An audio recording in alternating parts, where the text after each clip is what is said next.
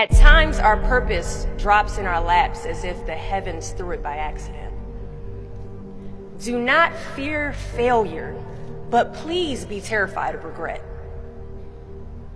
As giving up is the birth of regret. In the summer of 2009, I was 19 years old, working a summer position at Target between my freshman and sophomore year at undergraduate school. I was working in the women's clothing department, and I noticed a lady staring at me from across the aisle. I figured she probably had a few screws loose, so I attempted to ignore her very intense stares.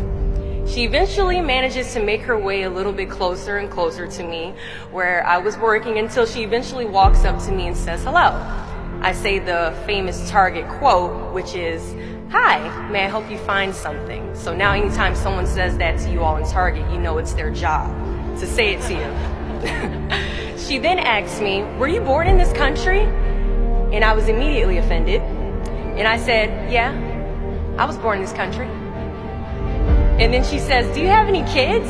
I said, "No, I don't have any kids." She then asked me if I was married, and then I said, "No, ma'am, I am not married." She says, "How old are you?" I said, 19. "May I help you find something?" She then says, "You are the most beautiful girl I have seen." And I said, "Oh, thank you." I didn't work that much on my makeup, but I did the best I could, but thank you. And then she says, "I think you could be the next Miss USA." And I stare at her in pure disgust and said, "Pageants? You're telling me pageants like Sandra Bullock, Miss Congeniality. Pageants? You think I should compete in pageants? I'm in the Army, okay? We don't do pageants in the Army." She then asked me to meet her at Starbucks the very next day before my next shift at Target. And she just wanted to do a little bit of explaining when it comes to what pageants is. And apparently I was a pretty open-minded 19-year-old because I actually agreed to meet her the very next day. The next day she brought this foot-tall stack of pageant books and proceeds to convince me to enter into a state pageant 3 months later. For those who do not know, when it comes to Miss USA, you have to win your state first, okay? So 3 months later, I compete in my first pageant, and I lose. I go back the second year, compete in the state pageant. I lose. Go back the third year, compete in the state pageant, and lose. Go back the fourth year, compete in the same pageant, and lose. I go back the fifth year, y'all, compete in the state pageant and lose. But guess what? I go back the sixth year. Guess what happens? I lose. I called her on the phone and said, "You told me I could be the next Miss USA." And she says, "Deshauna, keep working, don't quit, keep going back." And in June of 2015, she passes away from leukemia. 6 months later, in December 2015, I win Miss District of Columbia, USA.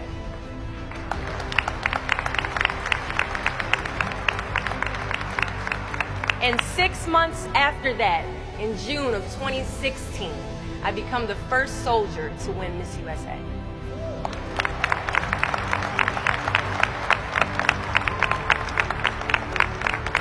And you all already know where I'm going with this. At times, our purpose drops in our laps as if the heavens threw it by accident. I ask only one thing of you all today after you leave this building, after accomplishing an amazing goal. Do not fear failure, but please be terrified of regret. As giving up is the birth of regret. After you walk out this door, you will receive 100 doors shut, slammed in your face. You will have 100 moments that will be filled with someone telling you no, or telling you, "Thank you for your application, but we regret to inform you that we've chosen a different candidate for this job." You will sit in 100 different interviews and you will not get the job. The reality of life is that we will all hear more no's than we hear yeses. And we will fail a lot, and I mean a whole lot. But what I ask of you today is to not take no for an answer, Don't be afraid of no's. Be afraid of the possibility of a yes that you have prematurely destroyed because you decided to quit before the clock strikes 12.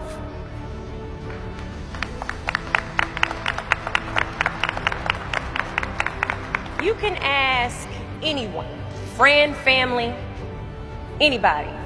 I love a good no. Please tell me no.